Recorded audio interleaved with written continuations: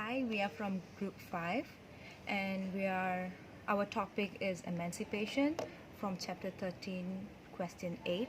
So the case goes as Patricia and William had a child named Gabriella, and Patricia had her custody, and while William was ordered to support her financially.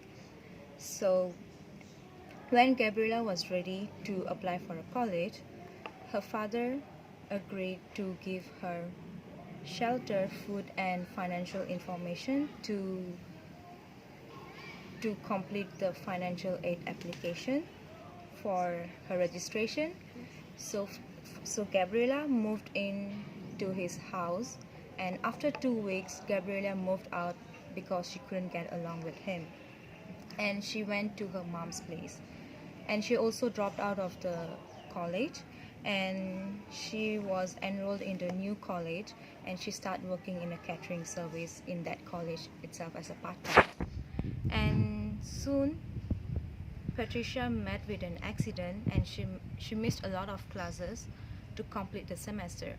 And while she was in the hospital, her father didn't provide his tax information to the hospital, which resulted in Gabriella was billed with $1,689 as the service charge, and the debt was turned out to a collection agency. And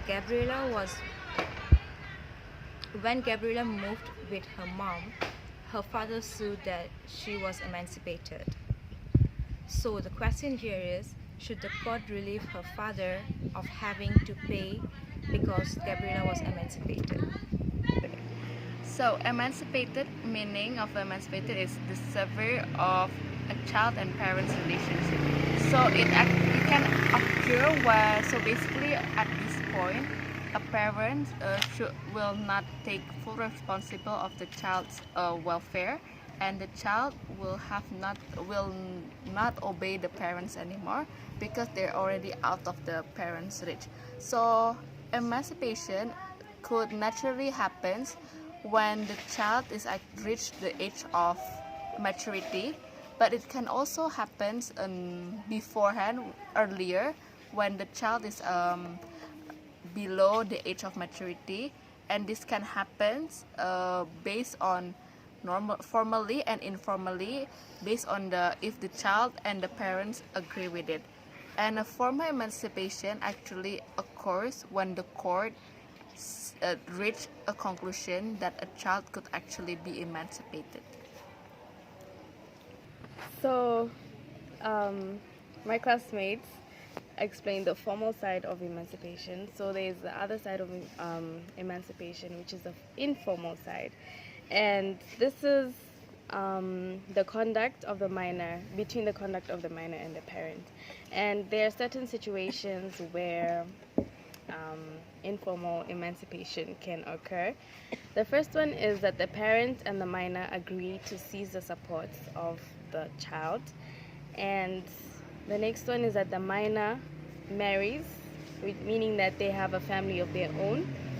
The third one is that the minor can move out of the parent's home, and the next one is that the minor becomes a member of the armed forces.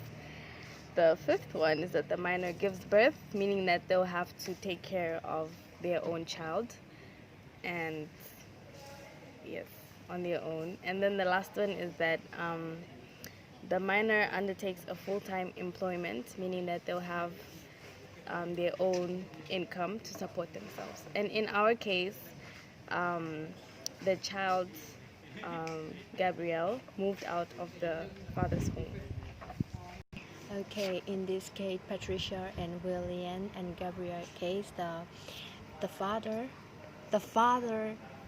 William had to support his daughter financial fee because she is not emancipated. According to my friend explained, she is not former and informal emancipated yet because she's left the father house because of they have a minor problem, but she moved to her mother house, so she stay under control of the family and parenting.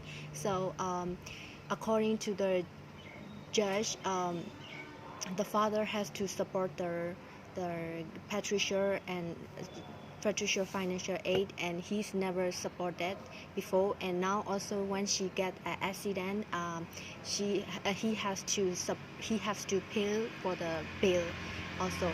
And she's not get married yet, and she's not established a family yet, so she is not emancipated. That's why the father has to give the financial aid to the Patricia case. Yes. So, in conclusion, he can anticipate her now, but he needs to pay for her finance. Gabrielle still under control of her parents. Even she has part-time job to do, doesn't mean that she can pay everything for her own. Gabrielle still in custody of her parents and not emancipated yet.